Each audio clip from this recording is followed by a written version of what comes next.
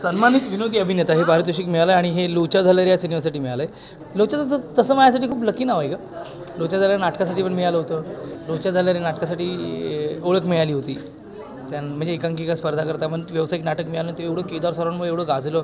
Sanjay Narvekar sir वगैरे होते आणि त्यात नावाचा सिनेमा येतो आणि मग तिथं पारितोषिक मिळतं खूप स्पेशल वाटतं। नमस्कार, मी प्रेरणा, तुम्ही बघताय लच मराठी। सिद्धार्थ जाधव आहे आपल्यासोबत आणि अर्थात हातात ट्रॉफी आहे। मला सांग, तुला काय सन्मानित विनोदी अभिनेता हे पारितोषिक मिळालं आणि हे लोचा झालेल्या या सिनेमासाठी मिळालं आहे। खूप बरं वाटतं। लंडनला गेलेली फिल्म होती आणि परितोष पेंटर आमचे दिग्दर्शक अंकुश दादा, सयाजी शिंदे सर, विजय पाटकर सर, वैदेही परशुरामी सगळेच म्हणजे धमाल आणि संजय मेमाणे सर, कोणाकोणाची नाव घेऊ, सगळ्यांनीच खूप मदत केली होती आणि मिळालं यार, खूप छान वाटतं यार।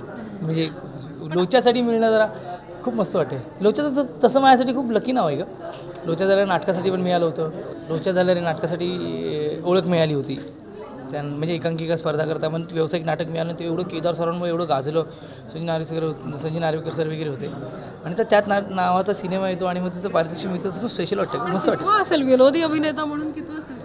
मी असं काही मोजलं नाही, पण मला खूप बरं वाटतं की विनोदी अभिनेता, सर्वोत्कृष्ट नायक अभिनेता, सर्वोत्कृष्ट खलनायक, लक्षवेधी अभिनेता, सर्वोत्कृष्ट अभिनेता असे सगळं हां नाही, मला असं वाटतं की प्रत्येक अवॉर्ड खूप स्पेशल असतो आणि मोजण्यापेक्षा आनंद घेणं खूप महत्त्वाचं असतं। त्यामुळे हा आनंद खूप माझ्यासाठी तुझ्या हातात ट्रॉफी बघून आम्हाला खूप आनंद झाला। त्यासाठी मला माहिती आहे, म्हणजे ही मैत्री अशीच आहे पण खूप वर्षापासून आहे आणि आनंद मला कळतो पण। तुझं अभिनंदन। पण आजच्या कार्यक्रमाचं एक वैशिष्ट्य असं बघायला मिळालं, एका रंगभूषाकारचं कौतुक करणं, त्यांचा सन्मान करणं, सिद्धू, हे खूप महत्त्वाचं आहे। मला खूप मस्त वाटलं आणि मी उभं राहून टाळ्याही वाजवल्या होत्या, कारण मला असं वाटलं की हो, हे खरं आहे। अमेय वाघच्या तोंडी वाक्य होते की आम्ही कसे दिसतो, कसे असतो, पण त्याच्यामागे खूप लोकांचे कष्ट असतात। म्हणजे मी नेहमीच माझ्या सगळ्या प्रवासात माझा मेकअप पण बिपिन येरुणकर किंवा राजू चौधरी जो मला म्हणजे माझा सहकारी आहे, किंवा नयन चव्हाण जो माझे हे म्हणजे मला सगळं तुमच्यापर्यंत आणण्यापर्यंत जी लोक मदत करतात ते नेहमीच माझ्या इथे असतात, जवळ असतात।